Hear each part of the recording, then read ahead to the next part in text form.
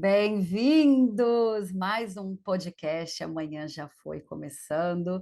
E mais uma vez um convidado também de Portugal, hoje com a gente, Adriana, vai ser o João Miguel Lopes. Deixa eu dar um oi para a Adriana e um viva! Eu falei que eu não esqueceria hoje de dizer viva para cumprir aqui com esse espírito português. Oi, Adriana! Viva, João Miguel! Tudo bem com vocês? Oi, Ana, tudo bem? Olá, Ana Viva, olá, Adriana. Oi, João. O Viva é importante. Deixa eu fazer a apresentação formal aqui do João Miguel. O papo de hoje acho que é um dos podcasts que mais tem a cara da Adriana. A gente vai falar muito de marketing digital, a gente vai falar de pioneirismo, e o João Miguel vai compartilhar aí uma trajetória fabulosa, trazendo também um pouquinho da experiência aqui do ecossistema de Portugal. Mas vamos às apresentações. O João Miguel Lopes, ele é docente no ensino superior em mestrados e pós-graduações nas áreas de marketing digital, digital branding, web copy e transmídia storytelling, um dos meus assuntos favoritos. São mais de 20 anos de experiência profissional na área do marketing e comunicação digital, trabalhando com agências de marketing e comunicação no desenvolvimento de projetos de ativação de marcas no meio digital online. Ele participou também como convidado em vários livros, escrevendo temas nas áreas de marketing digital, social media marketing e transmídia storytelling. Depois a gente vai colocar o link dos livros, mas eu vou dizer aqui os nomes: Marketing a Preto e Branco, Marketing Digital 360, Video Marketing e Marketing de Alimentos para Iniciantes. Meu Deus, que bela produção, João Miguel! Que maravilha! Curiosamente, este último livro foi feito com uma autoria com alguns autores brasileiros. O Marketing para Alimentos é um curso de uma colega e é um curso que faz aqui um intercâmbio entre Portugal e o Brasil, e recebemos imensos alunos vindos do Brasil para fazer esta formação. É verdade. A gente acaba descobrindo, né, que as relações de Brasil e Portugal são cada vez assim, parece que a gente brinca que é um ovinho, né? Todo mundo se conhece. E não por acaso também o João Miguel conhece aí alguns amigos nossos também de storytelling, de transmídia. E, e é tão bom quando a gente faz essa conexão, né? A gente se encontra no meio do caminho e pode trocar, né, as experiências. Acho que Brasil e Portugal contribuem muito do ponto de vista acadêmico também, né? Quantos professores portugueses, quantos professores brasileiros, quantos alunos aí fazem trocas importantes. E hoje o João Miguel já é o nosso segundo convidado português. Na semana passada tivemos o Gonçalo. A gente entrou numa linha aí de finalmente chamar os portugueses para estarem conosco e compartilhar, né, também um pouco do que acontece aqui. A gente sempre fica muito curioso porque a gente sabe como é no Brasil, mas a gente às vezes precisa entender o que acontece em Portugal. E, João Miguel, já vou entrando com uma pergunta para deixar você falar com a gente. Mas assim, a grande questão é, né, quando eu falei do pioneirismo, vai falar lá da data que você começou, né, a entender esse marketing digital, a trazer essa noção de marketing digital. E a minha pergunta é, que momento lá atrás da sua trajetória que você percebeu, fala, olha, peraí, marketing digital, nem sei se o nome já era esse, né? Porque esse marketing digital aqui é uma coisa relevante, as pessoas vão se envolver, as empresas vão se envolver cada vez mais, né? E qual foi essa sua aposta, né? Falar um pouquinho dessa sua trajetória profissional até efetivamente falar, não, sou um profissional de marketing digital.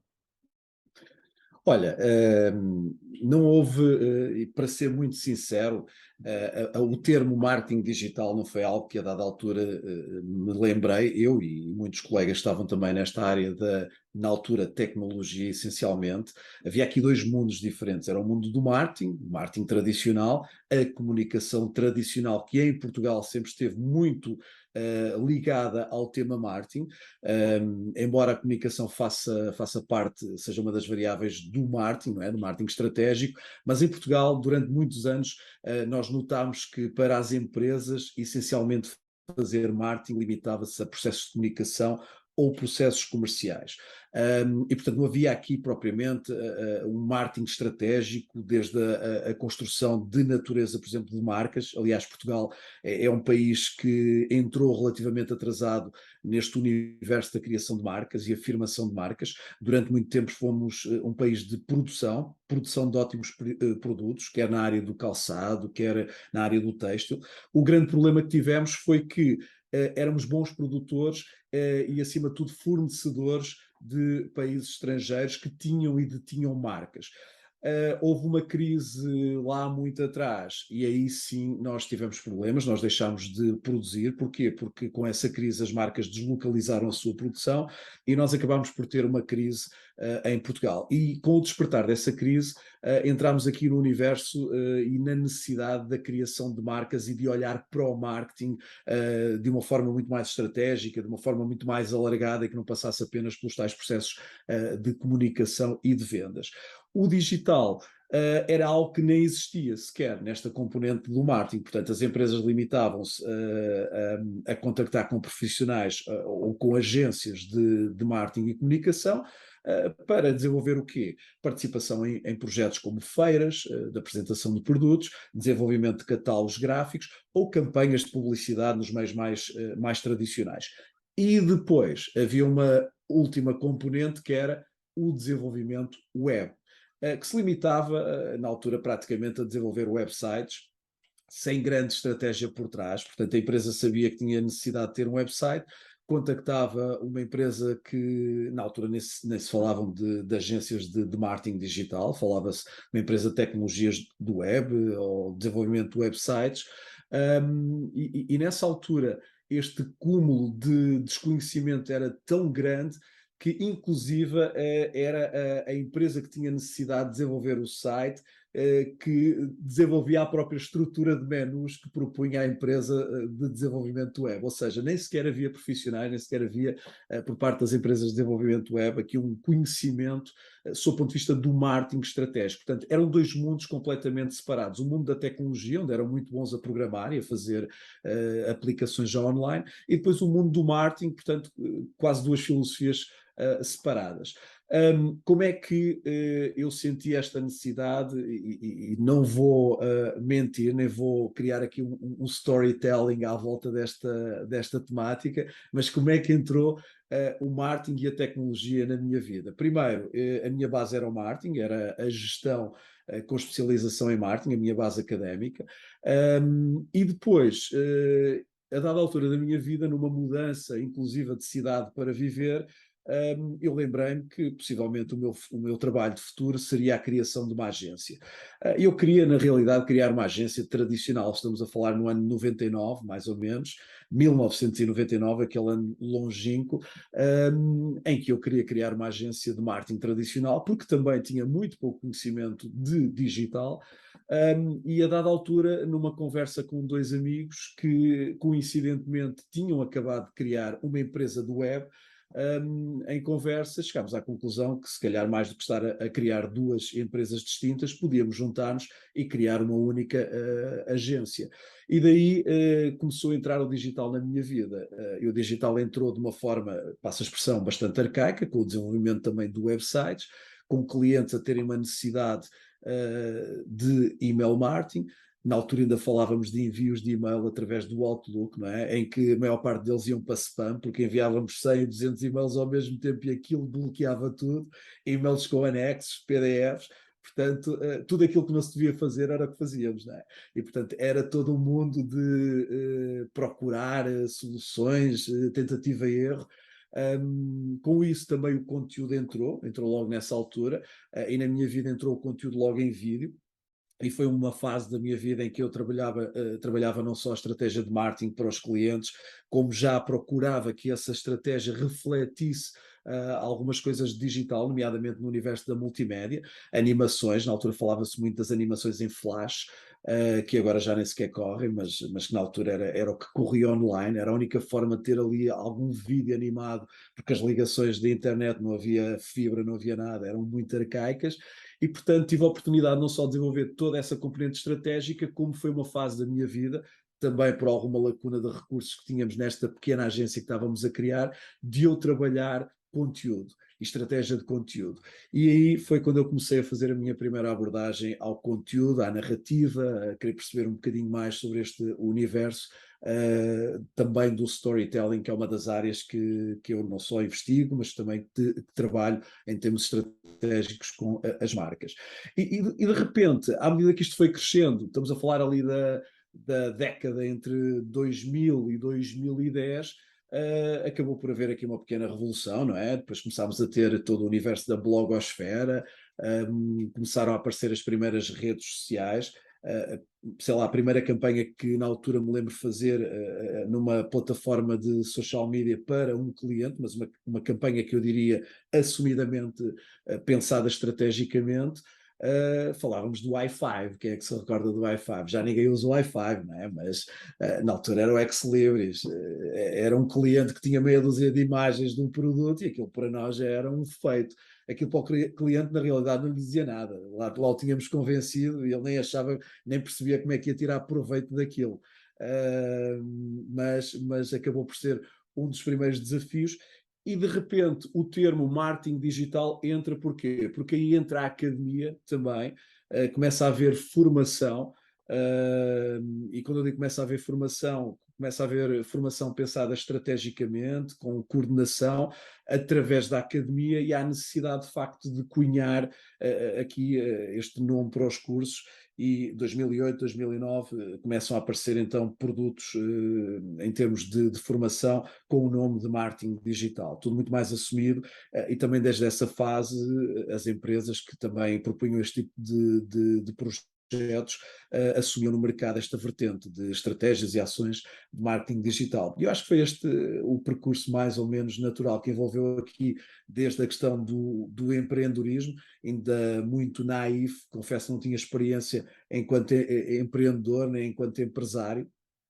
Vinha de um mundo que não tinha nada a ver, que era o mundo da comunicação social. Durante muitos anos estive ligado ao mundo da rádio, da publicidade também em rádio, mas não tinha qualquer experiência em termos de empreendedorismo, e esta entrada no meio digital foi uma feliz coincidência, e que com a experiência depois que tive, me trouxe aqui uma série de outros caminhos, outros mundos abertos para isto digital. Que legal, que legal saber dessa experiência, dessa trajetória. A gente olhando agora, parece parece muito simples, né? A gente consegue olhar para trás e ver as coisas que aconteceram, mas quando você estava lá, devia ter sido bastante difícil você entender tudo isso que estava acontecendo com você, com o mundo, com essa nova competência que era o marketing digital, né? E daí eu queria te perguntar, entre você entrar nesse mundo, né, em 2000, em 1999, 2000, até surgirem os primeiros cursos, foi 2009 que você falou, quais foram os obstáculos que você encontrou nesse meio termo, né? Até que as empresas já estivessem, ok, isso é marketing digital, vou fazer. O que você teve que fazer para chegar nesse nível de entendimento, e quais foram os principais problemas e desafios que você enfrentou? Olha, acima de tudo, bastante literacia na área, ou seja, o que eu notava era que as empresas não conheciam, mas havia também um descrédito, não queriam conhecer, não havia um interesse na área. Eu, quando falo, às vezes os meus alunos, e não só, ficam surpreendidos quando digo que já estive com muitos empresários. Em muitos deles perguntei que livros de gestão leram, que livros na área do marketing digital leram, e muitos deles acabam por responder que nunca leram nenhum livro nem de marketing, nem de gestão, muito menos até marketing digital. Embora agora cada vez menos isso aconteça, mas naquela altura, acima de tudo, havia um grande desconhecimento na área. Primeiro, as empresas não conhecem ou não conheciam a componente da tecnologia. Quando falamos de tecnologia no universo das empresas, lá está, falávamos de um website e pouco mais, alguns sistemas de gestão também e pouco mais. Portanto, não falávamos sequer do uso, isto na década de 99, 2000 até 2005, o próprio uso do e-mail ainda nem sequer era uma coisa massiva nas empresas. Os chats, nada disso ainda era praticamente utilizado. E, portanto, havia aqui um grande desconhecimento sobre a área. E o grande desafio que aconteceu, e falo no meu caso em particular, foi que, mais do que vender um serviço ou um produto associado a esta componente do marketing, que era a componente digital, eu tive uma necessidade de quase formar os empresários com quem trabalhava. Eu tinha uma necessidade de explicar muitas das vezes, estrategicamente, como é que a coisa iria funcionar, como é que íamos montar todo aquele projeto. Era quase dar uma formação na área, mesmo em termos da tecnologia por trás das plataformas. Para quê? Para que a linguagem fosse minimamente próxima e o próprio empresário conseguisse valorizar aquilo que estava a ser proposto. Porque a primeira consequência que tínhamos era quando apresentávamos uma proposta com uma estratégia montada, a primeira coisa que o empresário olhava era a questão comercial. Quanto é que custa? É muito caro. Mas é muito caro comparado com o quê? Eu não tenho termo de comparação, mas psicologicamente eu não consigo compreender este valor. Porquê? Porque não tinha, de facto, essa formação. E, portanto, um dos grandes desafios foi, de facto, tentar educar o mercado. E na altura fazíamos muito trabalho, mesmo já de criação de conteúdo, de partilha de conteúdo com as empresas sobre o que era esta área. Não havia, confesso também, não havia muita literatura em português. E muitas das empresas, muitos dos profissionais também, não, pelo menos na altura, não tinham grande sensibilidade ou proatividade para literatura em inglês. E, portanto, era um desafio também encontrar algum material nesta área. Curiosamente, lembro-me que um dos primeiros livros que foi editado em Portugal, se não me engano, o nome era X-Marketing, uma coisa assim, foi por colegas, inclusive, de uma universidade que eu tinha estudado, e, portanto, estamos a falar também de uma coisa muito básica, que falava de pormenores, o que é website, o que é um domínio, o registro de um domínio, um alojamento, mas que na altura já era informação muito interessante até para a maior parte das empresas. E, portanto, o grande desafio foi, de facto, ajudar a mudar este paradigma de pensamento do que é a área e compreender minimamente a área e o potencial que ela pode trazer. Em termos do potencial, na altura também era difícil mostrar ao empresário o que é que ele poderia ganhar. Porquê? Qualquer estratégia de marketing, nomeadamente do digital, é uma estratégia de médio e longo prazo. E as empresas estão sempre muito focadas no curto prazo, né? Nos objetivos de curto prazo. As empresas, na altura, faziam planos de marketing a 5 anos, mas procuravam focar-se no objetivo do ano para o digital. Ok, então, mas eu vou gastar 5, 10, 15 mil euros num website, e o que é que eu vou ganhar com isso? Porque também não havia propriamente uma proposta de objetivos, porque nada disto estava coordenado com outras áreas. Se calhar o departamento de vendas estava na rua a vender os seus produtos e nem sequer se lembrava de dizer ao cliente que podia saber mais através do website. Não é? Estavam na rua, nem sequer recolhiam informação para ver a criação de um email marketing consequência. Estava na rua, nem sequer perguntava ao mercado onde é que tinha tido conhecimento da empresa. Provavelmente até teria tido através de uma pesquisa online. E, portanto, foi esse o grande desafio, eu confesso. Houve um outro desafio também, que foi, de facto, eu senti isso enquanto empresário, que foi encontrar profissionais para trabalhar na área do marketing digital. Portanto, não sei se essa era uma das questões que vocês eventualmente poderiam ter, mas antecipo-me, enquanto responsável por uma agência de marketing digital, eu confesso que ou encontrávamos profissionais no âmbito da programação, bons programadores, ou encontrávamos profissionais no âmbito da multimédia, nomeadamente o desenvolvimento de vídeo, mas não encontrávamos profissionais que conseguissem ter a estratégia de marketing na cabeça e desenvolver a estratégia de marketing e de branding com a componente do digital. Ou seja, como é que eu vou ativar uma marca trabalhando toda a sua estratégia de marketing digital? Como é que eu posiciono a marca em termos de digital? Como é que eu segmento no digital? Como é que eu faço todos estes processos a nível do digital? Portanto, havia esta lacuna também de encontrar profissionais a este nível. E daí, obviamente, também, passado algum tempo, começou então a surgir esta proposta formativa no mercado, e teve uma procura imensa logo desde o início. Curiosamente, os primeiros profissionais a procurarem esta área do digital, do marketing digital, não foram profissionais de marketing, mas sim profissionais já mais ligados à área das tecnologias, curiosamente. Eu vou fugir aqui de um roteiro de perguntas que a gente tem para desesperar a minha sócia, mas é porque tanta coisa interessante foi dita e eu queria tentar trazer um pouquinho mais até das coisas que eu vejo hoje em Portugal, né? Que a gente falou tanto do intercâmbio. Primeira coisa que eu queria dizer, livros realmente fazem toda a diferença. Quando a gente estava falando, né, do storytelling transmídia, o livro que mais me impactou, eu acho que eu li ali 2009 para 2010, foi O Cultura da Convergência, do Henry Jenkins. É um clássico, atemporal. Esse livro ele continua atualizado, é impressionante a capacidade do que o Henry Jenkins tinha de projetar, né, tendências do que hoje é padrão. Então, eu até compartilho aí mais uma ideia de livro, Cultura da Convergência, do Henry Jenkins, professor do MIT. É um É um grande livraço, livro, né? é um É grande um grande livro. É. livro, ele realmente muda. Foi o que me fez eu me interessar pela parte de transmídia. A gente estava falando, né, desse desafio de você chegar e vender um produto, um serviço, para quem não está vendo o benefício, porque marketing é dado, né? Marketing você tem que. Ah, tá, eu fiz aqui um investimento em marketing digital, anúncio, o social media. Ah, eu tive mais tantos clientes esse mês. Ah, minha receita aumentou. As empresas necessitam disso e está tudo certo. Lucro é necessário, receita é necessária, né? E eu fico imaginando como deve ter sido difícil, porque até hoje é. Até hoje Sim, as pessoas têm dificuldade.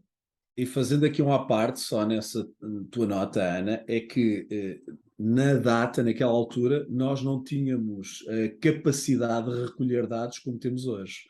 Total. Não é? Ou seja, nós não tínhamos propriamente um analytics com a capacidade que tem hoje, nem o conhecimento nas ferramentas Uhum. como temos hoje, e o mesmo acontece com as plataformas de analytics das próprias redes sociais. E, portanto, não era fácil mensurar. Estamos a falar numa altura em que ainda se faziam estudos de mercado para oferir o impacto de uma campanha de televisão, não é? E, portanto, Sim, era tudo sim. muito, muito distante do que é hoje. E Assim, pode falar, Adri, fala. Depois não, eu tô anotando aqui, a gente fica anotando aqui do lado as coisas para falar, manda ver. nessa mesma esteira de pensamento, eu fiquei pensando que o investimento era muito alto, né? As empresas tinham uma visão de curto prazo, não tinha como mensurar nem comprovar que aquilo ia funcionar. E daí eu fiquei pensando, quem que embarcou nessa? Quais eram as empresas que falaram, ah, ok, eu vou apostar nisso aqui, que ninguém sabe direito o que é, nem sei se vai me trazer benefício. Quais eram essas empresas? Deviam ser as grandes empresas? Qual que é o perfil? Eu acho que as empresas deveriam ser, que adotaram isso, deveriam ser pioneiras ou não sei. O que você acha? Qual que era o perfil? Olha, curiosamente, as empresas tivemos mais facilidade numa primeira fase de desenvolver este tipo de projetos. Eu não sei também, provavelmente pela rede de contactos que poderíamos ter, eram empresas mais jovens. Nós estávamos ligados a uma incubadora de empresas, portanto foi aí que nasceu este nosso projeto, e portanto havia muitas empresas em desenvolvimento no início, empresas já com uma mentalidade muito mais aberta e alguma sensibilidade também para esta área da tecnologia, e portanto até tivemos um grande espectro de empresas a este nível. O que é que aconteceu também? Houve ali alguma dificuldade em entrar no mercado.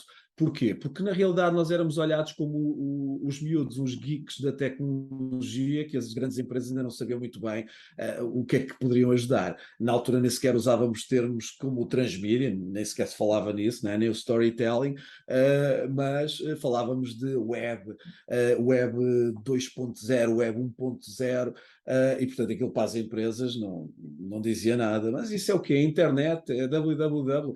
Curiosamente, eu lembro-me de um ou outro caso em que cheguei ao pé de um empresário e perguntei-lhe: olha, qual é o vosso site, o domínio do site da vossa empresa? O meu domínio é joãomanuel@gmail.com.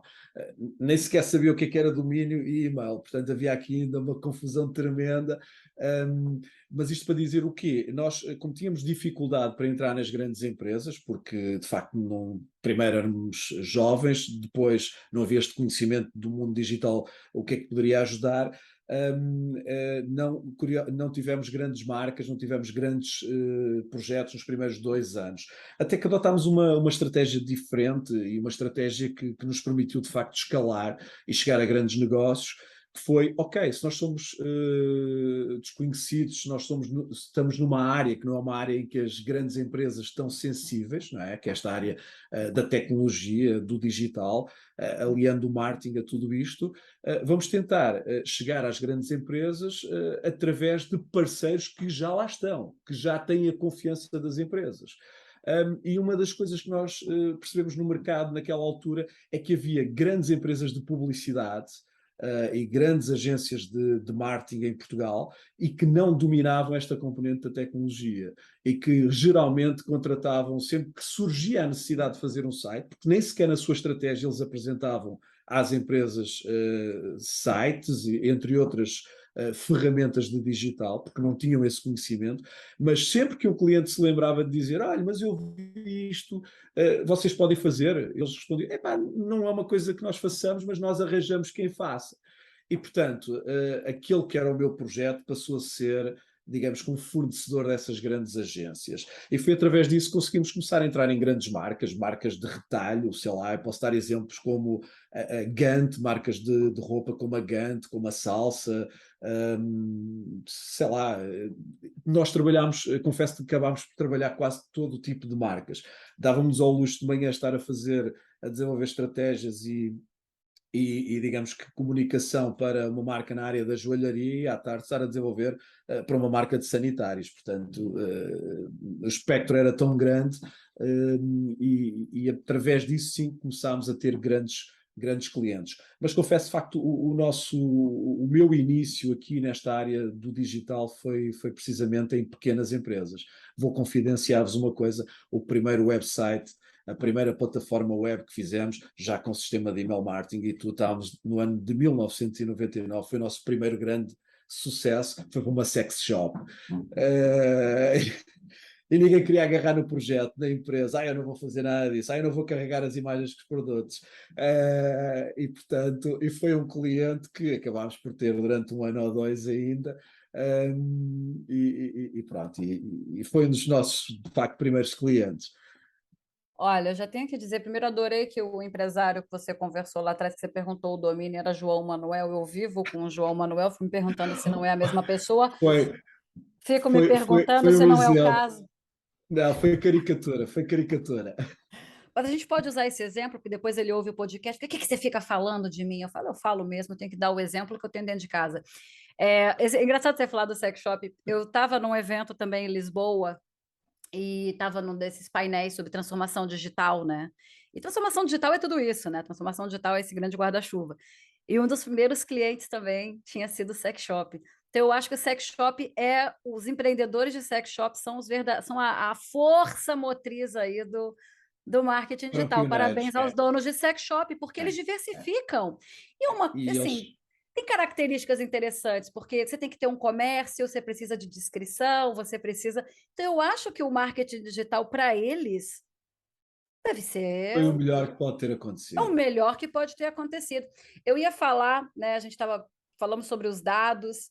E realmente, né? A gente faz crítica dos dados, mas sem os dados a gente não sabe quantas pessoas acessaram aquela página, né? Quais são as buscas que levam a um produto, a um serviço que você coloque.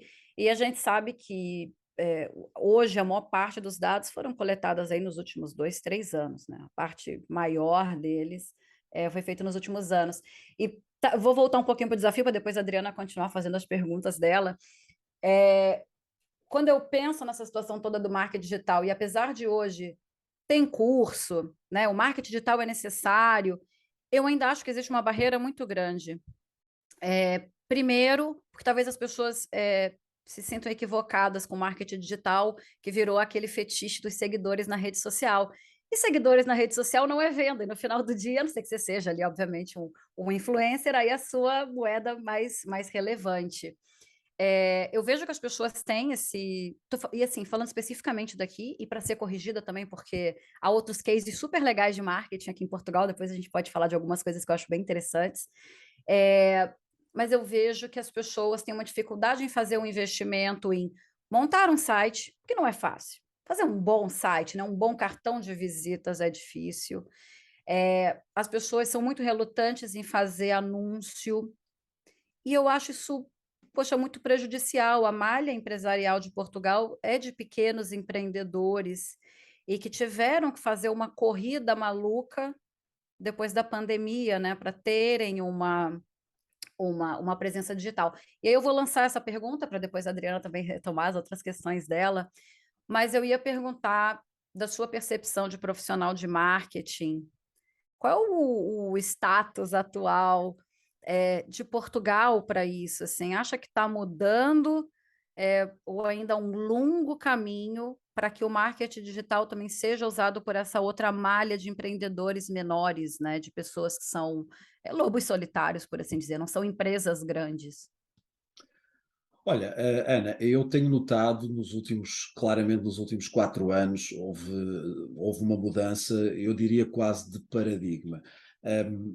Em Portugal, eu penso que um bocadinho acontece, tem a ver com a natureza do ser humano. A maior parte das vezes, ou muitas vezes, corremos, entre aspas, como vocês costumam dizer, atrás do prejuízo.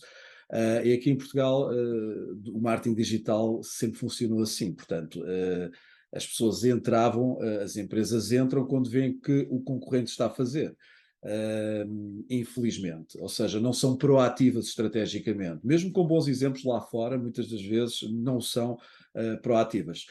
Eu noto, inclusive, nesta área do transmedia storytelling, quando falo com uma empresa e lhes apresento à marca que eles têm um projeto na área do transmídia, todos eles acham bastante interessante, mas ainda não estamos preparados, se calhar, para isto. Se calhar não temos ainda um budget pensado para esta área. Isso acontecia também, dou um outro exemplo, com aquela temática que era o marketing viral.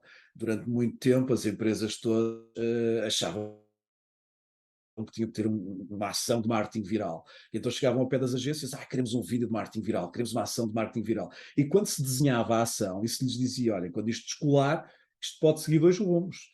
Não há aqui uma zona cinzenta. Marketing viral ou é branco ou é preto. A consequência.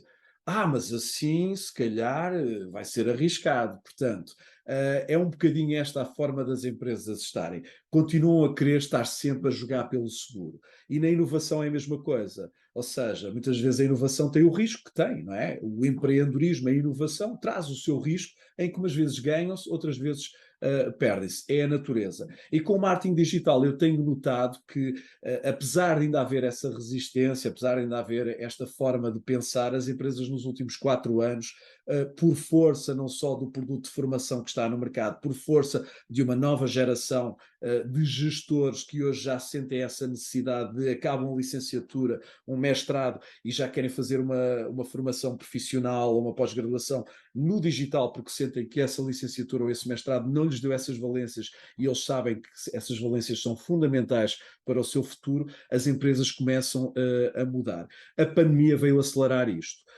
A pandemia veio mostrar claramente que ainda havia muitas empresas que não estavam preparadas e que perderam dinheiro porque não se quiseram preparar pré-pandemia. Há muitas empresas que nos 2 anos de pandemia entraram no e-commerce, que se já tivessem entrado 2 anos antes ou 3 no e-commerce, porque tinham capacidade financeira para isso, se o tivessem feito na altura do e-commerce, tinham lucrado imenso.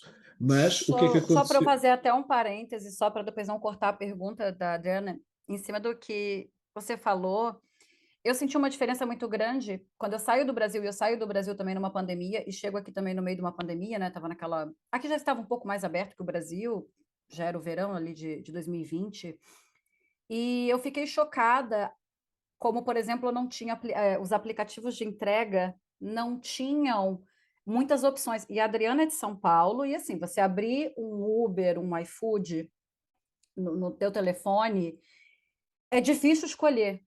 São milhares de opções. E aqui eu percebi isso, e para o e-commerce também. Há muitos produtos portugueses, eu quero muito entrar nesse assunto, depois que eu cortar de novo, Adriana, eu entro nesse assunto dos produtos portugueses.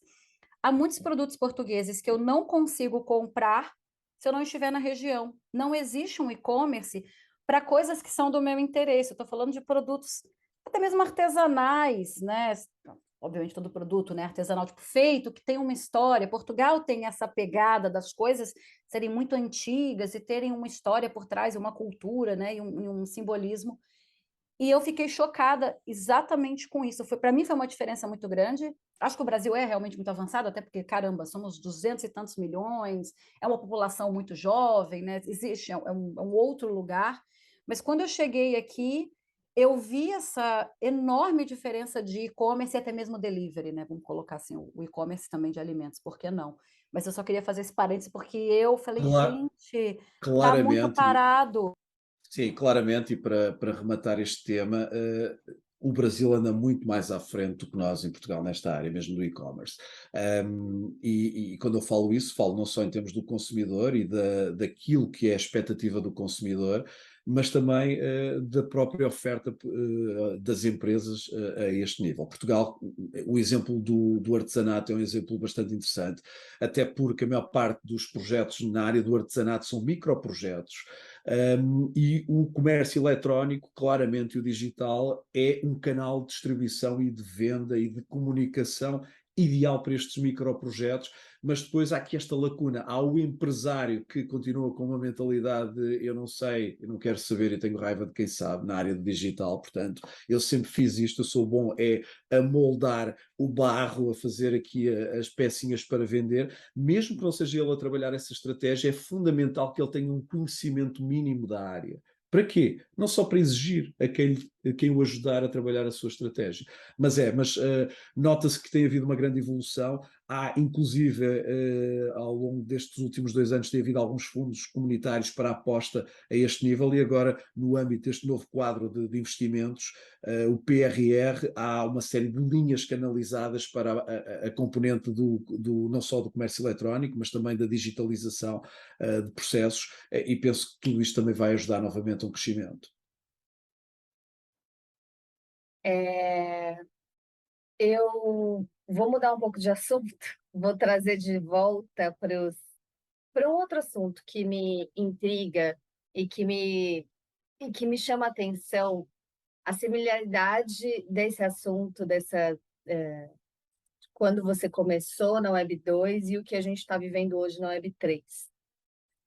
Me parece muito parecido. Me parece muito parecido, não.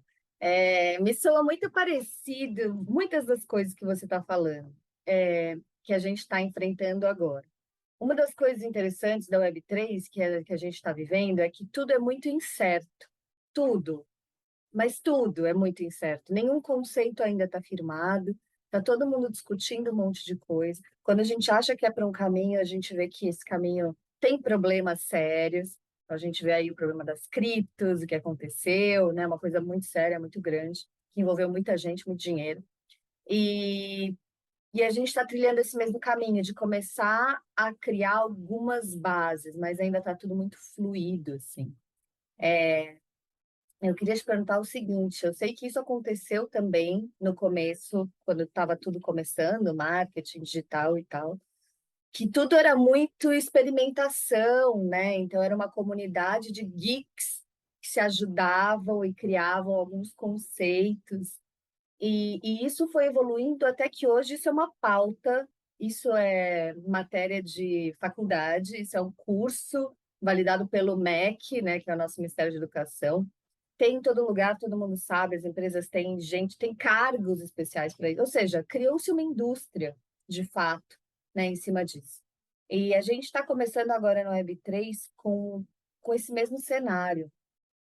E vai demorar um tempo até que a gente chegue a esse patamar de ser uma indústria consolidada. Quais são ou quais foram os caminhos de solidificação dessa indústria? E daí eu acho que eu penso em alguns.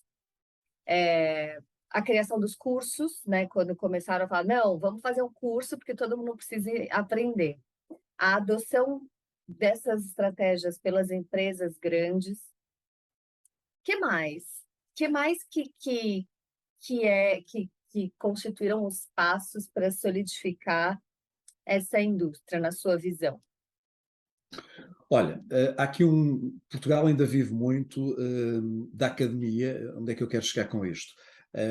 A academia ainda acaba por ditar muito o perfil profissional de um gestor ou de qualquer indivíduo. Ou seja, a questão da formação académica, se tem um curso superior, se não tem, ainda é algo que em Portugal tem bastante peso. Portanto, aqui ainda há muito aquela tendência de tratar a pessoa por doutor, senhor engenheiro, tem muito esse peso. E, portanto, isto para dizer o quê? A validação da academia ainda é muito importante para, de alguma forma, solidificares um tema e fazeres um tema prevalecer enquanto algo que depois pode ser transposto para a indústria normal, para as empresas.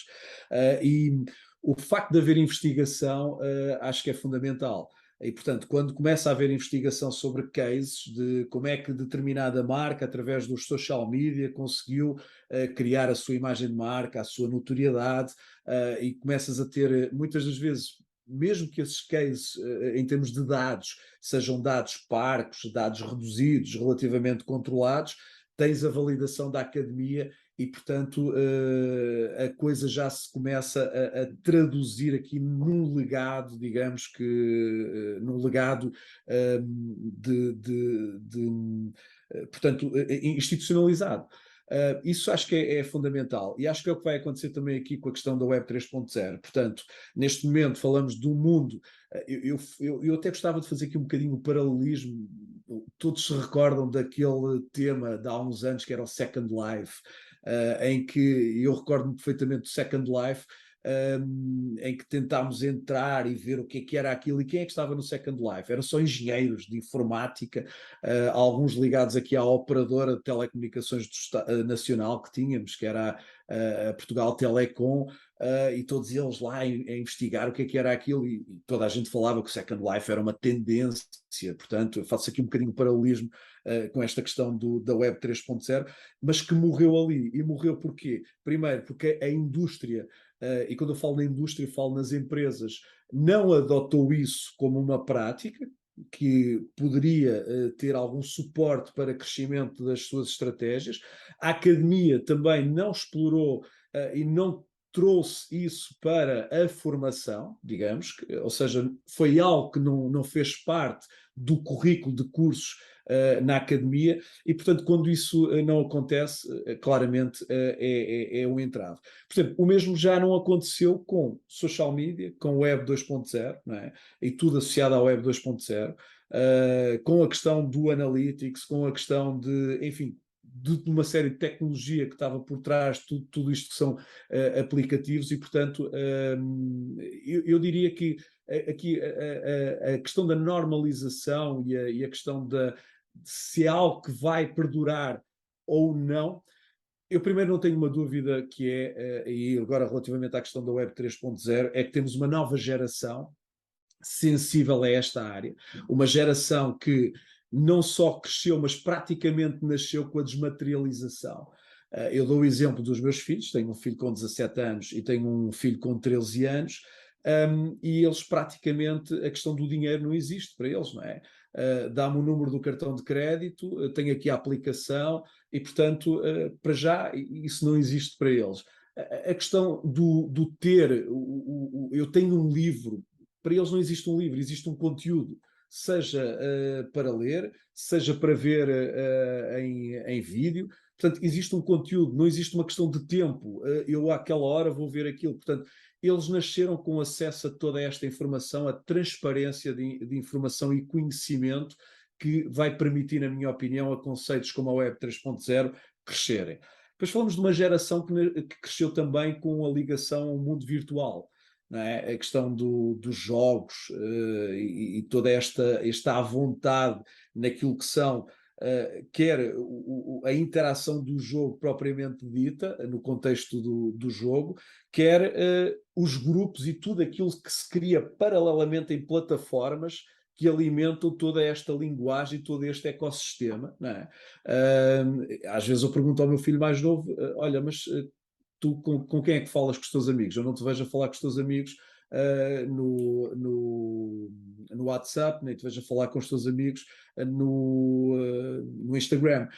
Ai não, eu falo no Discord ou falo no grupo não sei das quantas e, portanto, estamos a falar aqui de toda uma linguagem já ligada a este mundo todo virtual. E, portanto, eu diria que esta geração vai ajudar facilmente também a solidificar todo este tipo de conceitos e que depois o que é que acontece? Vai haver uma pressão sobre as marcas e sobre as empresas, que foi o que aconteceu com a Web 2.0. As marcas e as empresas tinham resistência até o momento em que houve a pressão da sociedade para elas estarem lá. Ainda temos marcas nos dias de hoje que estão na Web 2.0 como se estivessem na Web 1.0, em que estão nas redes sociais só a empurrar conteúdo, a colocar promoções, a ter uma linguagem numa direção. Mas claramente esse não é o caminho portanto, que tem que ter. E tudo isto acontece porque estão lá as marcas porquê? Porque houve uma pressão social. E eu acho que a Web 3.0 tem este caminho. A pressão social vai ser o primeiro fator para solidificar conceito e a necessidade das marcas começarem a explorar o mundo. Depois, como é que as marcas vão fazer a ponte? E para mim isto também vai ser um desafio, que é como é que as marcas vão fazer a ponte entre o explorar e a questão comercial e o retorno de facto que vão ter, porque a maior parte das marcas vê um retorno quase sempre na ótica do financeiro, e não tem que ser um retorno na ótica do financeiro, pode ser um retorno na ótica da visibilidade, de criar um universo imaginário do que é aquela marca também, não é? E ter uma presença também num universo que faz parte ou vai fazer parte da linguagem, quanto mais não seja desta geração mais jovem. É uma opinião muito modesta sobre esta questão, confesso, e que daria muito para falar, mas é um ponto de partida, na minha opinião. Não, mas na verdade, tudo que você falou é o que a gente vem experimentando. Eu não vou nem fazer uma pergunta, vou deixar sempre as perguntas até para a Adriana. Queria fazer um comentário, né, sobre essa geração e como a gente vai lançando sementes, né, para o que hoje é o Web3. A Web3, ela carecia da tecnologia para ela evoluir para alguns conceitos que essa geração já traz e que nós também trouxemos aí da Web2. Gerar conteúdo, propósito das marcas, né? Como que nós nos relacionamos com as marcas e mais, que aí já vai dentro do storytelling transmídia também, né? Como que eu posso viver aquele universo narrativo, né? Como que eu utilizo ali plataformas e narrativas interdependentes e essa história toda de metaverso deve fazer uma grande contribuição para essa construção de universos, né? Você entrar naquele mundo. E às vezes a gente pensa que para nossa geração não faz sentido algum. Depois que a gente entra, a gente, a gente se encanta. Nós usamos o Discord. Assim, a gente se comunica pelo WhatsApp, obviamente, o Zap Zap, né? Como o pessoal gosta de falar no Brasil, trazer isso aqui para Portugal. Mas nós usamos o Discord. É uma ferramenta realmente fabulosa de comunicação. Tem muito a ver com game, tem muitos. É uma plataforma fabulosa de você fazer trocas de informação e deixar tudo muito organizado.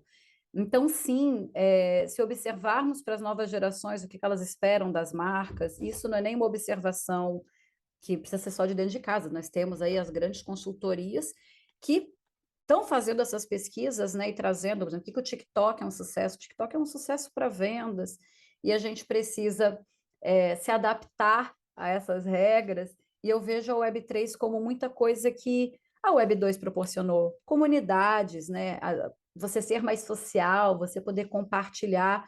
Só que chegou um ponto em que as pessoas querem compartilhar outras coisas ainda, né? Elas às vezes querem compartilhar um projeto, né? Elas querem fazer parte, como o próprio crowdfunding já permitia.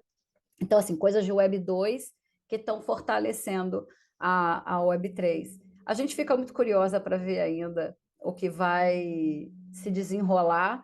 Tem projetos que já tem muita coisa acontecendo em Portugal, a gente vê bastante no Brasil, claro, mas é um mundo todo novo. E só para fechar minha fala, para deixar a Adriana perguntar, eu vejo um papel extremamente importante da academia A academia em Portugal, eu vejo muito um esforço, assim, a gente escuta muito rádio aqui, uma coisa que eu já não fazia no Brasil, e sempre tem aquele, 90 segundos de ciência, e sempre trazem alguém que esteja fazendo, né, o mestrado ou o doutorado que compartilha ali a sua tese, né, e muitas coisas novas. A última que eu ouvi, inclusive, era sobre podcast. Tem um professor que está fazendo um doutoramento, né, apropriadamente dizendo para cá, o doutoramento dele era uma investigação sobre podcasts, e é essa necessidade, né, da gente comunicar e pensar e saber que não vai ter, às vezes, o distanciamento histórico suficiente, mas que consegue já trazer coisa para pensarmos e participar as pessoas. Eu vou fechar com essa minha fala, vou deixar a Adriana fazer mais algumas perguntas, se ela quer bater nesse lado da academia, ou se ela também quer falar sobre outras coisas. Eu queria falar sobre, já que você está falando sobre academia, eu tenho uma pergunta. João, você veio da prática e daí foi para a academia dar aulas, né, para a universidade, fez uma carreira também nessa parte de educação. O que a gente está vendo, e cada vez mais, né, é que as universidades já não acompanham mais a velocidade das coisas. Então, por exemplo, não faz nenhum sentido você fazer uma faculdade de 4 anos de redes sociais. Porque, assim, hoje você está aprendendo alguma coisa, o Instagram amanhã já mudou o algoritmo e já lançou o Rio, você já nem sabe mais, ninguém sabe. O que eu percebo é que as pessoas estão aprendendo ao vivo. As pessoas aprendem com as empresas aprendem com os usuários, ao mesmo tempo ali vai surgindo uma galera que conhece um pouco mais e vai orientando os outros, meio que tropeçando nas coisas, porque não dá tempo. Não dá tempo de nada, porque as coisas vão vindo. Daí o TikTok faz o negócio, o Instagram sai correndo e bagunça tudo. Daí o Instagram vê, nossa, fiz besteira, volta. Então, esse movimento de construção de coisas, ele está muito rápido. E o que a gente está vendo é que o aparecimento das universidades empresariais. As empresas criam as suas próprias universidades porque não, as universidades normais, tradicionais, não ensinam o que elas precisam que os funcionários saibam. E isso está sendo um movimento crescente no mundo inteiro. No Brasil, aqui a gente tem alguns exemplos, como, por exemplo, a XP, a Universidade da XP, a Universidade do Einstein, né, que a gente estava falando outro dia também. E esse é o movimento. Todo mundo está falando o seguinte: o mundo inteiro vai mudar com a Web3. Tudo vai mudar, porque muitas coisas tecnológicas vão mudar e vai mudar a forma como as pessoas trabalham, se relacionam e um monte de coisa. E não vai ter escola o suficiente para ensinar a todo mundo o que elas precisam saber. Imagina, quando a gente pensa no blockchain, que vai substituir todos os tipos de transações de criptografia e relações, as criptomoedas, todos os profissionais de finanças do mundo inteiro vão precisar saber isso. Como que você treina todos os profissionais de finanças do mundo inteiro de uma vez? E mesma coisa com o pessoal do direito, que vai vir os smart contracts e vai vir um monte de coisa. Então, vai haver um momento em que a faculdade realmente já não vai conseguir mais, eu acho, na minha visão, nesse segmento específico de tecnologia. Mas eu também acho que as empresas também não vão conseguir ter essas universidades eu acho que ninguém vai conseguir, gente. Esse que é o grande lance. Eu não sei, eu quero pensar com você qual que vai Olha, ser o futuro. uma das coisas que é se calhar mais fácil de ver neste tema é o que acontece com a legislação ao nível do digital, não é? Portanto, a legislação anda sempre atrasada face ao meio. Quando se descobre algo através do meio, o legislador, algo diferente, não é? Algo, sei lá, a nível mesmo algo que tenha a ver digamos, com algo que penaliza a sociedade, sei lá, furtos, seja o que for, o legislador anda sempre atrasado. Porquê? Porque a legislação demora o seu tempo, não é? E, portanto, enquanto conhece o meio, enquanto percebe e dita regras, vai ter esse gap. E o mesmo vai acontecer com todas as outras áreas, nomeadamente estas áreas da tecnologia. Uma coisa é eu quero tirar um curso de Ciências Económicas ou quero tirar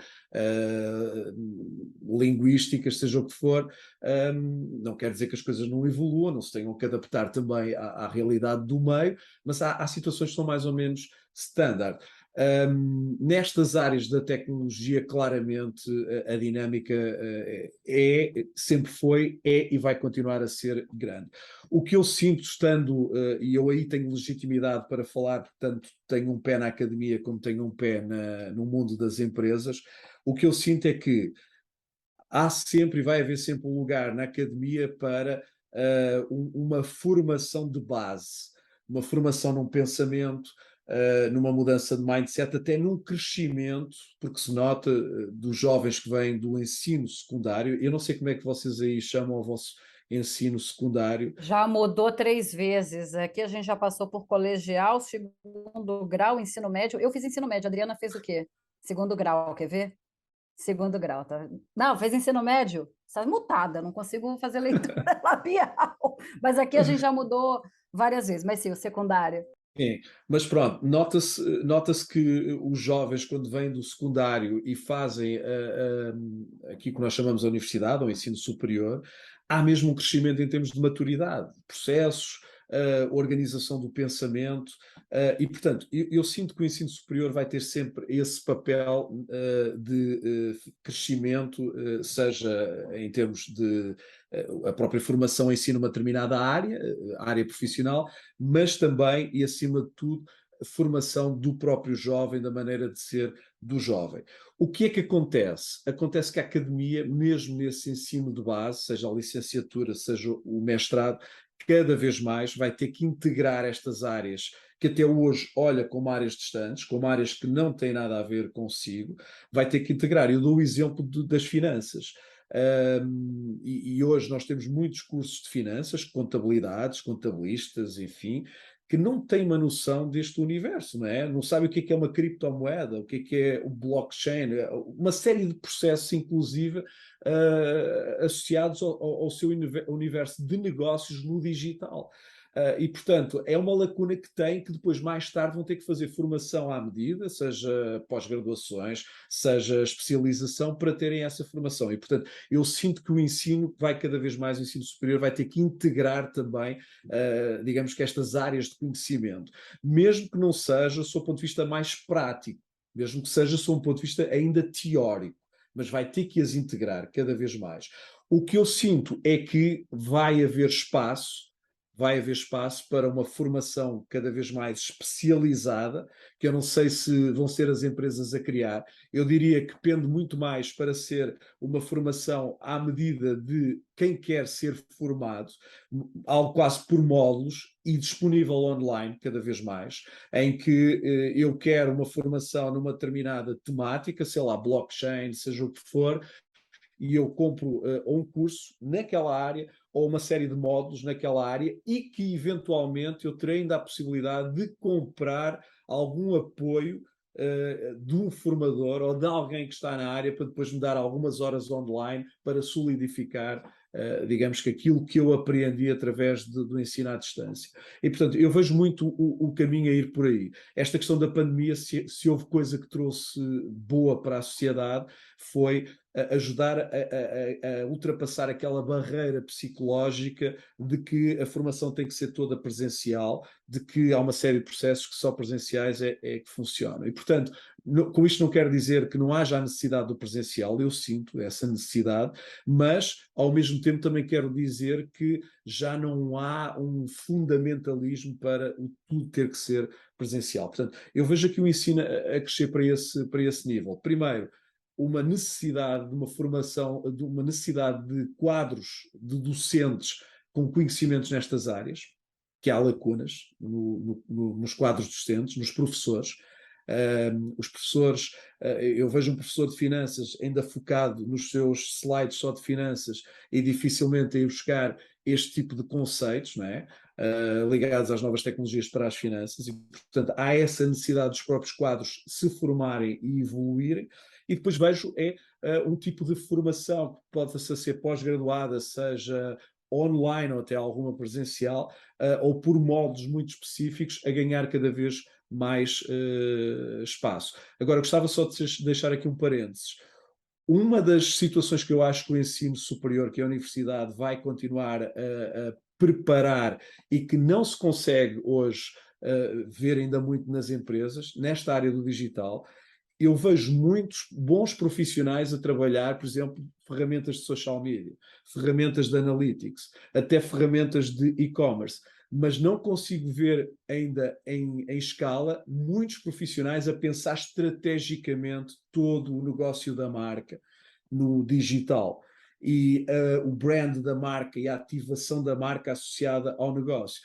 Muitas das vezes nós abrimos uma candidatura para pedir um profissional de e-commerce e geralmente quem chega uma pessoa a dizer que já atualizou um site de e-commerce, carregou produtos, fez toda a gestão do back-office. E não chega um profissional a dizer, eu penso de uma ponta da cadeia de valor à outra todo o modelo de negócio do e-commerce para este projeto. Ok? E eu penso que a academia aqui vai ter que ter esse papel cada vez mais afincadamente. O Uma coisa conhecimento, que ele... pode falar. Eu vou só fazer um parênteses aqui também para a Adri poder perguntar. Falta realmente não só digitalizar as coisas, mas botar esse pensamento para digital, né? O ensino ele tem que ser cada vez mais transversal, as barreiras estão cada vez menos claras, né? Existe essa grande zona cinzenta que a gente precisa ali navegar. E sobre o Repara, basta, ensino, só sim, mais um à parte, basta ver que a maior parte dos professores, e até falo de professores ligados a licenciaturas ainda, no ensino superior, não trabalham com os alunos com ferramentas que eles usam no dia a dia. Os alunos, seja ferramentas de mensagens para partilhar sim. mensagens, não é? Eu tenho, sei lá, tenho colegas que ficam espantados quando sabem que eu falo por WhatsApp com os alunos, que partilho desafios em determinadas ferramentas. E, portanto, isso é apenas um exemplo, ok? Uhum. Se neste processo, que é um processo já de interação normal, não é? Que os alunos têm entre os seus pares, se os próprios docentes não adotam isso, muito mal está a coisa, não é? Existem ferramentas para engajamento. Eu faço. Hoje o ensino online ficou uma coisa fácil. Antigamente o pessoal tinha uma certa. Fez curso por correio, né? A gente tinha essa percepção do ensino à distância, agora a gente já chama de online, digital.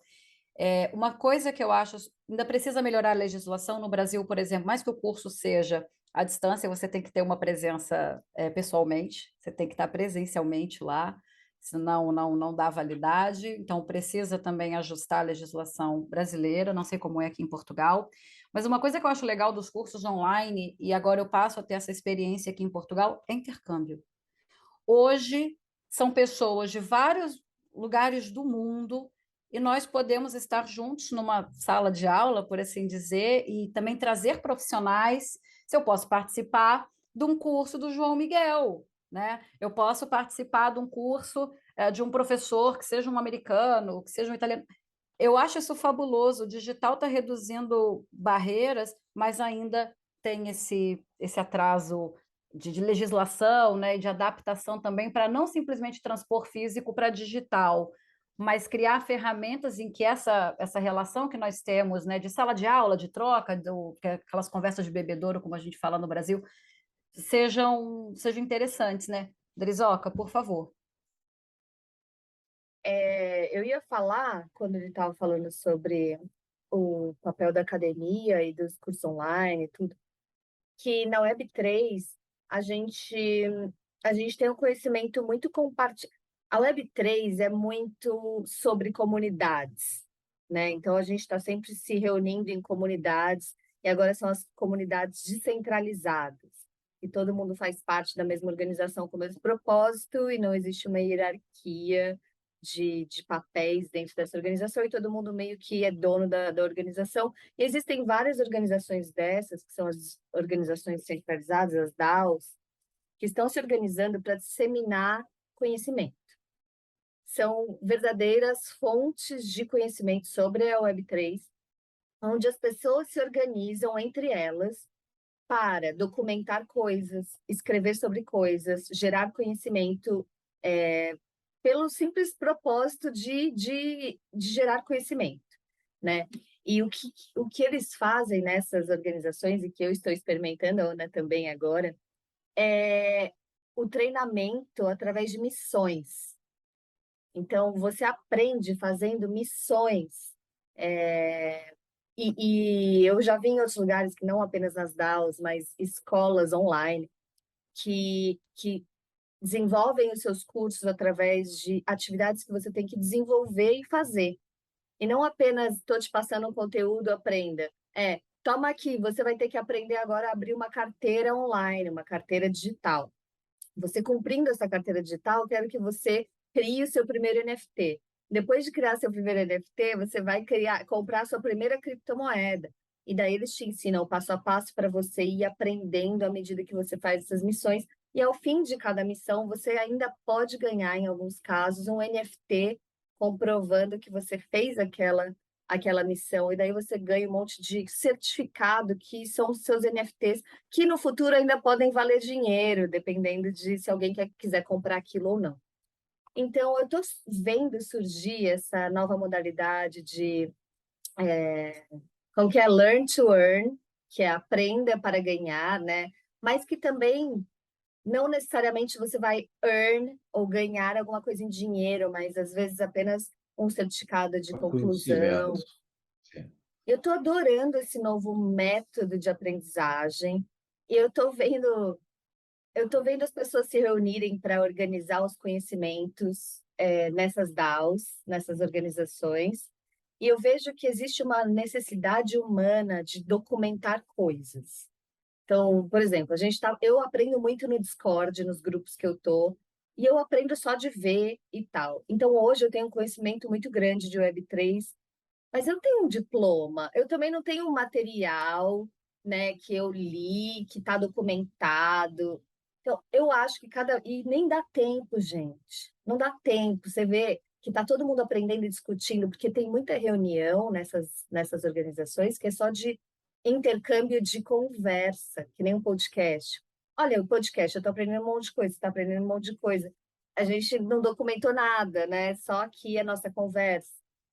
Então, eu acho que vão começar a surgir outras formas de aprendizado que não vai ser curso online, que não vai ser faculdade, que não vai ser conversa, sei lá, né? A gente se junta e cada um fala uma coisa e a gente sai conhecendo coisas. Porque eu estou vendo que não está dando muito tempo, assim, de a gente parar para documentar. As pessoas que têm o conhecimento, elas não têm tempo de parar para montar um curso. E eu concordo, aliás, e diria até que, fazendo o paralelismo com aquilo que tem sido o tema principal da nossa conversa, que é o marketing digital, isso aconteceu com o marketing digital. No início, reparem, quando eu entrei na área, não havia cursos, não havia nada. O que é que havia? Havia, de facto, pessoas como eu, que tínhamos experiências com alguns projetos, partilhávamos essas ideias e o que tinha acontecido nesses projetos, sem haver uma estruturação. E o que é que aconteceu? Mais tarde a academia apoderou-se da área e estruturou. E eu penso que o caminho também da Web 3.0 é claramente este, que é, durante algum tempo vai haver todo este intercâmbio de ideias, de conhecimento, de profissionais até entrar e a tentar tirar partido logo deste novo, eu vou-lhe chamar ambiente, digamos, que, inclusive a criar serviços e produtos para comercializar neste novo ambiente.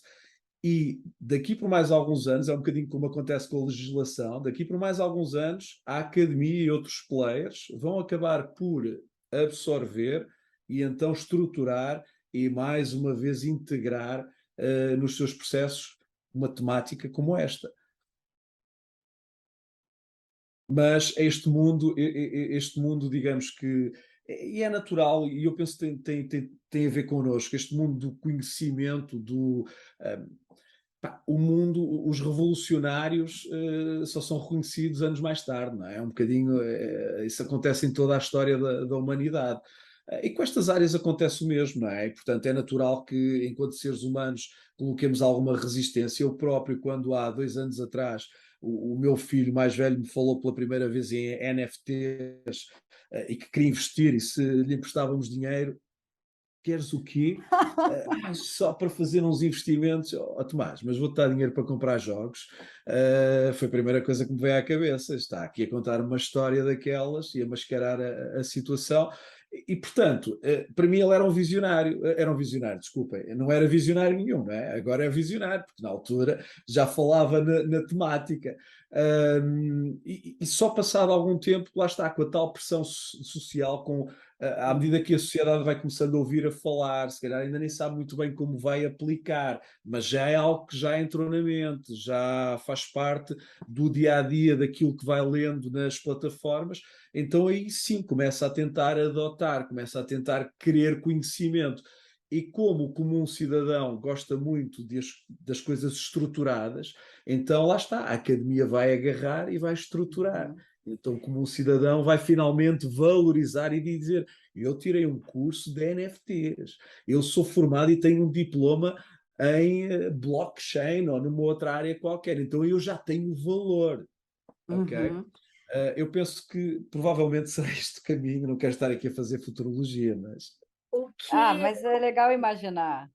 O que eu tô vendo nessa nossa conversa é que muitas das coisas que as pessoas estão falando, nossa, isso está acontecendo agora, nossa, e fica muito, né, maravilhado, já aconteceu no passado, já aconteceu e o que a gente está passando agora, que é a primeira vez que eu estou passando, de descobrir um novo coisa, né, uma nova competência, um novo ambiente, como você disse, já aconteceu antes. E as pessoas que passaram por esse processo não estão envolvidas nesse novo processo. Então, esse processo agora está sendo liderado por pessoas de 20, 30 anos. E as novas pessoas de gerações. 50, 60 anos, 40, 50, não está participando. Mas eu acho que se houvesse mais presença de pessoas que passaram por esse processo, ia acelerar algumas coisas, né, para a gente, porque os caminhos Tudo, são bem tudo. parecidos, né? Tudo. O investimento, eu recordo-me há uns anos atrás, quando comecei neste processo, eu pensar, dar por mim a pensar no final do dia, porque é que não há um empresário que invista nas nossas ideias? Porque é que há tantos empresários com tanta capacidade financeira e que se lançam em projetos e produtos que a seguir não dão nada e nenhum tira um pouco do seu investimento para investir numa aplicação mobile. Quando começámos a falar de aplicações mobile, mas o que é isso das aplicações mobile? Achavam os empresários que aquilo era um catálogo no telemóvel, para eles era a única coisa que eles idealizavam como aplicação mobile. Portanto, ninguém ligava. A dada altura entrou na moda ter uma aplicação mobile. E então tínhamos as empresas, mesmo que não tirassem partido daquilo, queriam uma aplicação mobile. Mas o que é que vai? Qual é o objetivo da aplicação mobile? Queremos ter uma aplicação mobile. Portanto, eu sinto que, de facto, se hoje empresários e gestores na casa dos seus 40, 50 anos até 60, eventualmente, temos muitas pessoas de mente aberta e com capacidade. Se olhassem para estes novos, chamemos-lhe meios, conceitos, aquilo que lhe quisermos chamar, olhassem e tentassem, ok, eu não domino de todo a tecnologia, mas vou apostar em quem domina para, de alguma forma, tentar fazer crescer. Portanto, seja com o seu expertise, com o seu know-how, seja com. E o seu know-how, atenção, não tem que ser naquela área, mas pode ser noutras áreas da gestão, não é? Ou com investimento, porque tem capacidade para isso, claramente, esta ou qualquer outra área teria o seu crescimento. Eu vejo alguns jovens, e vejo o exemplo cá de casa, não é? Do meu filho mais velho, quer seguir gestão. Durante muitos anos quis seguir direito e de repente, num verão, já não quer seguir direito, quer seguir gestão. E portanto mudou completamente de ideias e quer ser gestor de marketing, quer ter a sua agência também digital, vai estar naquela fase do deslumbre.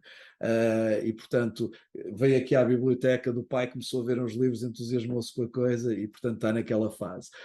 Mas isto para dizer o quê? Se algo que marcou há meio ano, que ele, numa conversa que tive com ele, foi: eu gostava de ter um mentor. Eu acho que para evoluir eu preciso de um mentor. Eu tenho ideias, mas eu gostava de um mentor, de alguém que me dissesse: é por aqui o caminho, estás a fazer certo, esta validação. E eu confesso que para mim, uma das grandes lacunas que eu sempre tive nesta área e que tenho pena foi nunca ter tido um mentor. E portanto, este mentor lá está, não tem que ser, e se falamos do Web 3.0, não tem que ser uma pessoa que perceba do Web 3.0, mas pode ser uma pessoa que perceba de gestão, de empreendedorismo e que ajude novos empreendedores neste universo da Web 3.0 e eventualmente a criarem os seus projetos, os seus negócios. A gente, inclusive, todos os encontros que a gente faz e também traz já profissionais que estão com projetos na Web3, né? E tem uma coisa muito importante que a Adriana e eu percebemos somente depois. Web3, metaverso, NFT, tudo que chega à superfície é muito esse falso brilho, né? Então, o pessoal acha, NFT é um investimento, criptomoeda é um investimento. E não, são tecnologias fabulosas para serem aplicadas em diversos negócios. E a gente agora também tá querendo caçar mais com essas pessoas que já estão, né, já até o pescoço na Web3, perguntar como que isso funciona para pequenos negócios, porque nós vemos, às vezes, projetos que são ousados, ambiciosos, com muito dinheiro, e a gente fala, mas é possível que alguém comece, né, um projeto menor e consiga engajar uma comunidade, porque tem muito disso, de você ter uma comunidade de pessoas que são apaixonadas por aquilo e desenvolvem coisas juntas, e falta realmente mentores, não necessariamente uma pessoa que te explique, né, o Web3, mas alguém que, às vezes você precisa só de alguém para botar a mão do lado e falar assim, olha, isso aqui tira o fôlego, isso aqui não é uma coisa fácil de entender, mas tem pessoas que se interessam, mergulha, né? A gente tem muito esse papo na Web3 que a gente entra ali no buraco de minhoca, na toca do coelho, e fala: olha, tem muita coisa a ser desbravada. Muito legal que seu menino já tenha visto. Espero que ele já esteja vendo NFTs de outro jeito, não como um investimento, porque não. A gente ficou muito ensimesmado com essa ideia há um tempo, porque tinha estourado, né? Custa milhões, aí o Neymar tinha comprado, aí pronto, né? E depois a gente foi tendo contato com outros modelos de negócio que são bem mais interessantes. Eu sei que a gente precisa caminhar para um fim, eu vou deixar a Adriana, acho que talvez ela, não sei se ela vai querer, esse papo todo do final que a gente falou, inclusive desse falso brilho, a gente tinha comentado ontem de uma coisa que queríamos muito te perguntar, né? Que o marketing digital também teve esses falsos gurus, né? Quantas pessoas não venderam projetos e olha, se você parece um pouco esse papo de mercado financeiro. Olha, se você investir tanto agora no Facebook, daqui 4 semanas você vai ter 10 vezes o valor. E isso aconteceu muito com marketing. Hoje nós estamos um pouco mais atentos, o que não quer dizer que não existam falsos profissionais e grandes aventureiros no mercado. Isso tanto aqui quanto lá, a gente percebe isso de uma maneira muito clara, e o mesmo vai acontecer com Web3. Eu recebo muito, tem um que eu adoro compartilhar. O Elon Musk lançou uma moeda que você investe 200 euros, eu recebo isso em euros, tá? É um investimento de 200 euros. Na 4ª semana eu recebo 235 mil euros. Eu falei, gente, e as pessoas clicam. E é um esquema. Eu falei, o que o Elon Musk tem a ver com moeda, que tem a ver com investimento? E que investimento é esse que você vai ganhar não sei quantas vezes o valor, né? Um crescimento exponencial. Então, acho que a gente vai ver um bocado disso. Acho que aconteceu também no marketing digital, infelizmente, essas pessoas vendendo de tudo um pouquinho, né, João? Ainda temos nos dias de hoje, às vezes fico surpreendido, sei lá, e grandes empresas até, não vou agora avançar com nomes, mas grandes empresas a propor no mercado têm o seu e-commerce por 7 euros por mês e coisas assim. E porquê que funciona? De facto, porque há uma falta de desconhecimento e todos nós procuramos sempre facilitismo, enquanto ser humano. E, portanto, um empresário que não tem conhecimento e vê uma coisa daquelas, o que é que custa? É só isto por mês?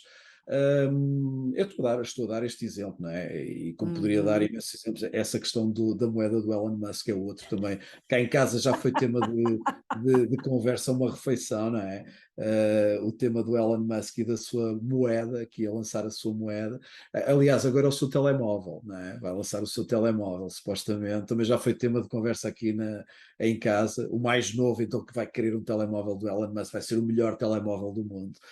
E é engraçado, às vezes, temos estas conversas até com os mais novos, sem filtros, quando eles não têm estes filtros do marketing, ter esta percepção. Porque na realidade é tudo aquilo que eles absorvem online. Olha, o que é para ti o metaverso? O que é para ti este novo projeto do Elon Musk? É o melhor telemóvel que vai nascer à face da Terra. Mas porquê? Porque é o Elon Musk que vai lançar. Não interessa as características. É o Elon Musk. E, portanto, isto fala-nos muito do que são as marcas e todo este universo. Eu gosto imenso de ter este tipo de conversas, agora mais com os mais novos, e uma coisa que eu sempre gostei também foi de observar as pessoas, mesmo quando vou ao centro comercial, ao hipermercado e ver a dinâmica das pessoas. E na web acontece o mesmo. É interessante observar a dinâmica das pessoas na web portanto, todo este universo que achamos que é de facilitismo e que depois geram os falsos gurus, os especialistas na matéria, e pronto, e que hão de perpetuar, felizmente ou infelizmente, não é? É verdade. Dri, eu sei que a gente. Conversa boa é assim, tá, João Miguel? E as pessoas não. Ninguém definiu o horário com a gente vai indo. Eu fui muito sincera no início, é muito bom ouvir alguém que abre o caminho aí no facão. A gente também está vivendo isso agora, e principalmente a Adriana vem dessa área de marketing, uma pessoa que dominou o marketing digital, entendeu todas as regras da Web 2 e agora ela tem que se reconstruir, né, de tudo que ela tinha a incerteza. Eu falo, nossa, Adriana, a gente tem que cada vez falar mais sobre isso. Eu estou muito feliz com a partilha que eu estou tendo, principalmente com quem é da academia. Muito feliz de você ter aceitado o convite para conversar aqui com Obrigado eu 12. pelo vosso convite. Aliás, uma das coisas que eu costumo dizer aos meus alunos, quando começo a primeira vez com eles, que é tudo aquilo que eu lhes vou dizer como uma verdade absoluta em relação ao digital, amanhã é uma mentira inegável. Portanto, que eles tenham consciência disso. E esta realidade é isto, tudo aquilo que hoje defendemos e vincamos com unhas e dentes, amanhã já não é assim, Já foi. mudou o Amanhã algoritmo, já mudou o foi. conceito, tudo muda. Amanhã já foi. E amanhã já foi. Mas o nome foi por conta disso. O mérito é todo da Adriana. Ela tem que ser amanhã já foi. Eu falo, tem que ser, é verdade. A gente brincava muito com aquela coisa de a empresa do amanhã, a conversa do amanhã, o projeto do amanhã. E a gente falou, não, o amanhã já foi, a gente não pode deixar nada, a gente não pode nem protelar. Mas foi um encontro maravilhoso. Muito obrigada por essa troca. Acho que a gente vai ter outros encontros ainda. Fiquei muito curiosa para Claro saber que mais. vamos. Dos jantares na sua casa devem ser muito interessantes para falar de Elon Musk e metaverso. Por favor, nos convide. Não sei qual é o prato especial que fazem aí na Terra, mas, Há por favor, nos muitos, há convide. muitos. É porque o João Miguel é do norte, é de Aveiro, correto? Então tem que fazer, não sei, francesinhas ou estou sendo muito Olha, então eu específica? sugiro fazer aqui um bom prato algarvio. Aqui na nossa zona temos um polvo que é pescado aqui, Não vai temos dar. um robalo também aqui, temos umas entradas que se chama percebes, não sei se vocês sabem o que é, mas é ótimo. Perceba. João Miguel, percebe? Ô, João Miguel, você acha que Ah, brasileiro vai comer os percebes? Não Pois vai, eu não sei, não vai. A provavelmente Adriana não. nem sabe o que é. Eu vou eu mostrar não para ela. sei. Eu sou alérgica a alguns frutos do mar. Não, esquece prato algarvio. Vamos fazer algo do norte, porque a gente mergulha nas Então carnes do que dá norte, mais pronto. fácil. Então, olha, do norte pode ser a típica francesinha, não é de Aveiro, mas é adotada e podem ser uns ovos moles para a sobremesa. Gosto, Tá gosto. A ótimo. francesinha eu gosto muito. A lula, os percebes e também caracóis vou Sim, ficar devendo, não tem como. A não ser a salada algarvia que eu gosto, aquela também é com muito boa, cenourinha sim, e tal. sim. Se for a que eu estou pensando, é maravilhosa. Folar. Olha, eu conheço bastante, viu? Tá vendo como eu tô bem? Já vi que sim, já vi que sim. Eu já fiz algumas experiências, mas fica o convite para o jantar em breve para a gente escutar o Elon Musk. Vou deixar também a Adriana fazer os agradecimentos. E, João Miguel, muito obrigada mesmo por estar com a gente e compartilhar isso tudo aí. A gente também dá boas risadas aqui. Obrigada, João Miguel. Nossa, eu adorei a nossa conversa. Eu acho, inclusive, que você tem muito para compartilhar ainda sobre a sua experiência. Eu quero falar com você mais também. Queremos você mais aqui, mais vezes. E é isso. Queria te agradecer a sua disponibilidade, a sua partilha. E a gente se vê em Olha, uma próxima. eu agradeço, primeiro a vossa amizade, aliás é daquelas amizades, e a Ana sabe, improváveis, não é? Que só o mundo digital o permitiu acontecer, portanto só o digital é que nos uniu, neste caso a temática do storytelling é que nos uniu Uhum. através de um amigo em comum, e só por aí já vos quero agradecer também essa vossa amizade. Obviamente que também quero agradecer o facto de vocês estarem numa área que certamente terão muito também para partilhar comigo, que é Web 3.0, e que eu me tornarei um seguidor primeiro do vosso podcast, em segundo daquilo que vocês irão publicar e partilhar também nesta área, porque para mim é uma área, como eu já confidenciei convosco, tem interesse, em particular por um percurso da minha vida também, que eu abracei já há alguns anos e que vou ter que terminar com alguma brevidade. É uma imposição pessoal, é uma imposição da academia esse percurso, e portanto certamente também terei todo o gosto e todo o interesse em partilhar convosco estas ideias. Ai, vai ser tão bom. A gente agradece. Siga-nos, compartilhe. Olha, João Miguel, faça um convite também, esse final, a gente já esquecendo de não deixar espaço. Ah, algum evento, os seus cursos, você dá aula de norte a sul de Portugal, é uma maluquice. Então, por favor, também venda seu peixe nesse momento, se quiser convidar as pessoas para te seguirem, vou colocar lá suas redes sociais também. Mas, para se alguém tiver interesse em curso, quiser mergulhar no marketing digital, ter uma boa formação, se quiser, pode fazer publicidade, viu? Tá liberado. Só não pode Olha, fazer indicação financeira de moeda. não, não, Só não, não. isso. Olha, eu não tenho, eu confesso, nem tenho muito por lógica este tipo de divulgações. De facto, eu faço algumas formações online, na área do transmedia storytelling. Tenho uma ligação, uma entidade que é a ANJA, Associação Nacional de Jovens Empresários. Temos um curso em comum nesta área. É um short course. E pronto, como eu disse, estou ligado à academia, a algumas pós-graduações de marketing digital e também, neste caso, aos mestrados na Universidade de Aveiro e na Universidade Portucalense. Portanto, não tenho propriamente aqui uma divulgação muito específica a fazer. A única coisa que eu gostaria de deixar aqui em aberto e partilhar é que hoje em dia, se procurarem uma formação, se procurarem. Primeiro, existe muita informação sobre estas temáticas e façam uma coisa, por favor. Não se inscrevam numa formação sem pelo menos lerem alguma coisa, sem inclusive fazerem breve formação online de alguma coisa que haja gratuita. Não façam o que fazem muitos formandos meus que chegam a um curso na área do digital e eu lhes pergunto o que é que já leram ou o que é que conhecimento têm e dizem-me zero. Não façam isso porque é um atentado para convosco e para com quem está do lado de cá, porque até vos poderá querer transmitir coisas mais avançadas e não o consegue fazer porque precisa de vos dar as bases. Esse é um primeiro desafio que eu lanço se procurarem uma formação. E depois, o outro desafio que faço é, quando procurarem uma formação, não queiram algo que compile tudo. Onde é que eu quero chegar com isto? O marketing digital hoje é uma coisa muito abrangente. Tentem entender qual será a área mesmo que vocês querem apostar ao nível do marketing digital. Qual é a área que se sentem mais confortáveis ou que se sentem mais atraídos ou que tenham maior propensa para trabalhar, se querem fazer uma carreira nesta área.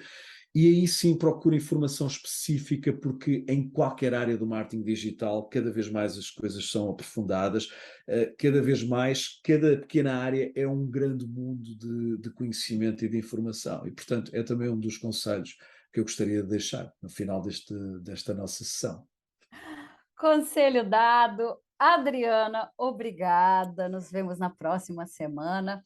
João Miguel Lopes, mais uma vez, muito obrigada. E a gente se vê. Obrigado às duas. Tchau!